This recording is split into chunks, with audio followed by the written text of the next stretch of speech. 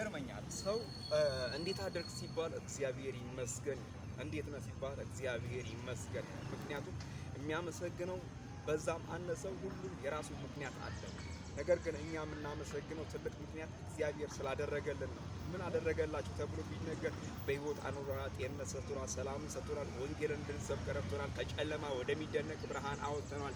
የጌታን ቸርነት፣ የጌታን በጎነት፣ የጌታን መልካምነት፣ የጌታን ኃያልነት ለዓለም ሁሉ እንድንናገር አንደበታችንን ከፍቷል። ምክንያቱም እግዚአብሔር ስለረዳን እግዚአብሔር ይመስገን እንላለን። ነግቶ ሲመሽ እግዚአብሔር እናመሰግናለን፣ መሽቶ ሲነጋ እግዚአብሔር እናመሰግናለን። ቀኖች ሲጨመሩልን፣ እድሜ ሲጨመርልን እግዚአብሔርን እናመሰግናለን። ይህንን እያደረግን እግዚአብሔርን እያመሰገንን ጌታ ወደኛ እስኪመጣ እኛ ወደ ጌታ እስከምንሄድ ድረስ የጌታን ወንጌል የጌታን የማዳን ወንጌል እንናገራለን። ጳውሎስ እንደዚህ ነው የሚለው ወንጌልን ባልሰብክ ወየውልኝ ይላል። ስለዚህ ይህንን ወንጌል ልንሰብክ ደግሞ ባለዕዳዎች ነንና እንዲህ እንላለን፣ መዳን በሌላ በማንም የለም፣ እንድንበት ዘንድ ከሰማይ በታች የተሰጠን ስም ኢየሱስ ነው።